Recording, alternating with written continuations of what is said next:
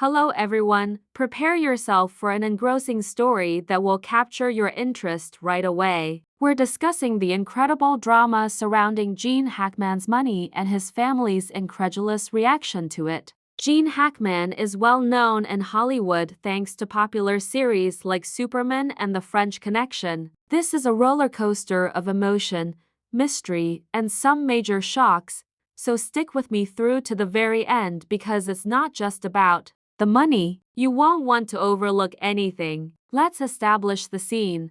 Up until his retirement in 2004, Gene Hackman was a titan of the film industry, having won 2 Oscars, 4 Golden Globes, and a career spanning decades. He was more than simply an actor. He was a vibe, a man who could effortlessly transition from a stern officer to a cunning villain. However, the news hits hard in February 2025 when Gene and his wife, Betsy Arakawa, are discovered dead in their Santa Fe home with one of their cats. She was 63 and he was 95, but the shockwaves continued. Due to a family dispute brought on by Gene's alleged $80 million fortune, everyone is talking. What is going on with this $80 million then? Imagine earning $2 million for portraying Lex Luthor in Superman, $100,000 for The French Connection, and numerous other benefits from popular movies like Unforgiven. Gene's fortune was a result of his successful performance history.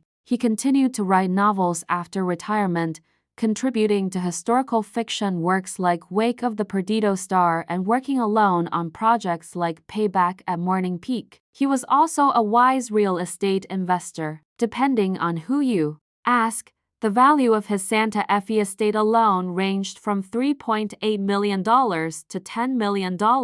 It's not surprising that it's a big sum because the man developed an empire, but depending on who receives it, it can get unpleasant. Gene's first marriage. Tefay Maltese produced 3 children, Christopher, Elizabeth, and Leslie. Since their 1991 marriage, he and Betsy have not had children. The $80 million should be easy for his children to divide. Not at all. According to rumors, Gene left Betsy everything in his 1995 will. What about Betsy's will? It primarily listed Gene as her beneficiary, but it included a clause stating that her belongings would be given to a charity if they passed away within 90 days of one another. The worst part is that Gene died on February 17 from heart disease and complications from Alzheimer's illness, and Betsy died on February 11 from hantavirus, a rare disease linked to rodent droppings. Because those are 6 days apart instead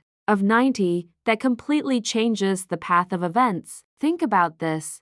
Gene may not have even realized Betsy was gone because his Alzheimer's was advanced. Since no food was discovered in his stomach during the autopsy, authorities believed that he simply withered away at their large New Mexico home and didn't eat when she passed dead. It is awful that his family is grieving for reasons other than pain. Gene could have gotten Betsy's inheritance during that 6-day period, and his riches could have gone in whatever direction he had intended, but he left his children unnamed in his 1995 will. It appears from posts on X and news websites like the Times of India that Christopher has already hired an attorney and is prepared to fight for a share of the action. People's hearts are being torn by the impending legal storm. Fans are also disbelieving. In Santa Fe, Gene and Betsy lived a quiet life, penning novels and avoiding the spotlight. Early on, he had acknowledged that he was an absent parent,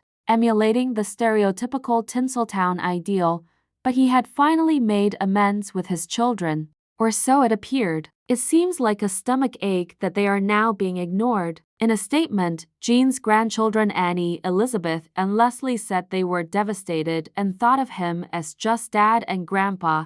They cry for the anguish of being rejected by a man they love as much as the money. As the mystery grows, Gene's estate is attempting to conceal police film and autopsy reports, claiming they are too gory for the general public to view. As some assume online, was it carbon monoxide? Officially, Gene has cardiac problems and Betsy has hantavirus, but the secrecy is causing speculation. The $80 million's future is still up in the air. If Betsy inherits Gene's will first, and it is maintained, it may not have any effect on the children. It's unclear who will prevail in this tug-of-war because New Mexico law enables families 3 years to resolve the matter in probate without disclosing any premarital information. What do you think? Is it surprising that Gene's family could be crushed by his success? There are yet more surprises to come, so stay tuned to this story. If you're as interested as I am,